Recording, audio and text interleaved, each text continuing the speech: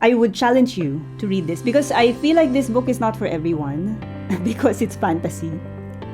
But it's beyond fantasy. Like this is, this is out of my league. I'm not interested with this, but I promise you, push through that. I guarantee you it's worth it. Perfect talaga.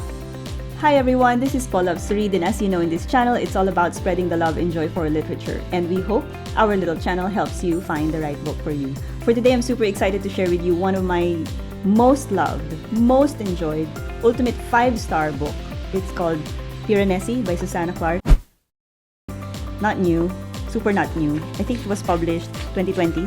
I read this last year. It's been a couple of months since the last time since I read this, so I'm gonna try my best to, share as much as I can about the book. But I super love it, super enjoyed the book, and I would recommend it anytime, every time to anyone. I've been seeing this book in the bestsellers and in the bookstore since it was published. I have always had one eye on this book ever since. I don't know why, but I never really gotten around to getting to reading it until I did. But I've always been curious because if you would read the, the summary at the back, it doesn't really say much. It doesn't really say anything at all. It's very mysterious. It's very curious.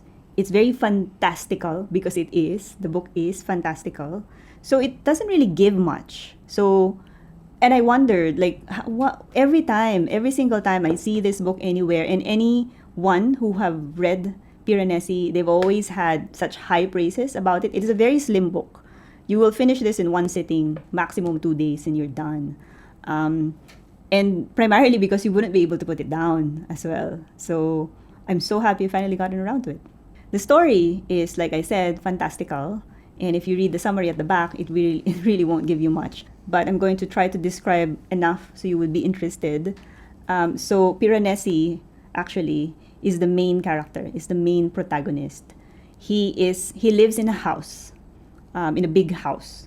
And the house is a special house. It has a life of its own. The house kind of has a life of its own. It has its own strange creatures in the house. And Piranesi is stuck in that house, but he loves it there. He enjoys his time in the house. He, as far as he knows, he is alone, but he's trying to find out more. And every now and then, he only sees one companion in the house and who acts strangely towards him. And the mission, I should say, if that's what it can be called, the mission of Piranesi is to take care of the house, right? And it came to a point where or when he couldn't anymore, and that's where the adventure and the fun and the discovery happens. And it's a very special story, very special story. I'm trying not to say so much because if and when I do, it's really going to spoil it for you. So I'm just gonna stop right there. The book, the author and Piranesi himself calls it a house, but really it's more than a house. It's like a whole, town. It's a big house / mansion. It can be creepy. It has sinister moments. It has joyful places. But the house has character. The house itself is it's alive, right? It moves. It has, it has its own ocean. It has its own creatures. It has its own character. So living inside a house like that, if your imagination would allow it, just thinking about it now, let your mind go there, whatever it could look like. It's like that. That's the house. The author manages a great balance between joy and dark. How do I say it? The joyful moments, the bright moments, the joyful moments are really truly joyful, and you would feel that for the protagonist Piranesi. And then the darker moments, the sinister moments are truly sinister, and it's shocking at some point. It's like a whole mystery.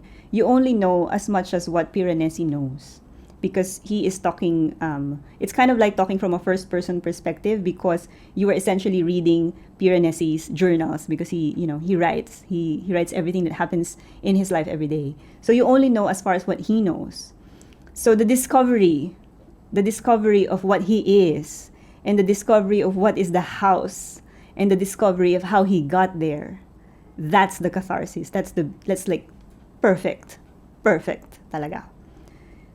I would challenge you to read this because I feel like this book is not for everyone because it's fantasy, but it's beyond fantasy. It is adventure.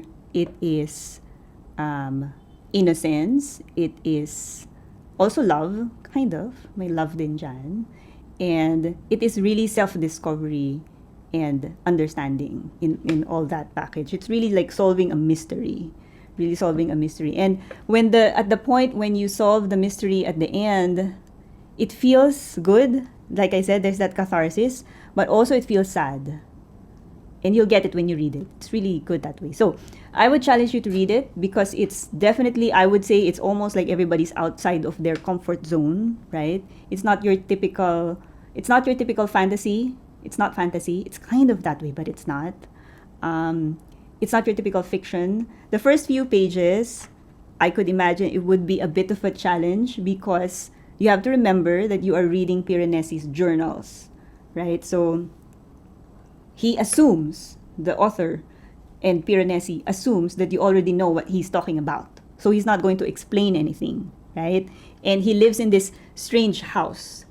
And when he writes in his journal, he will just, write it because he understands it. But you, as the reader, you don't really get, what does that mean?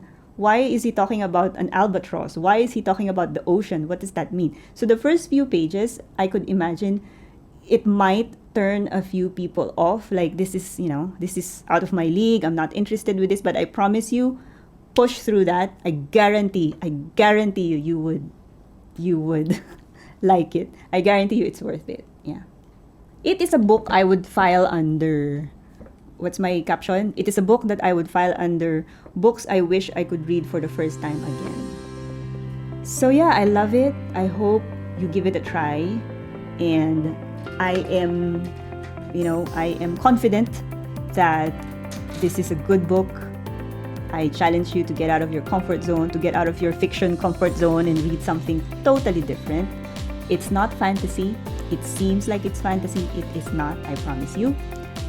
So give it a shot. Let me know what you think. And there you have it. Thank you.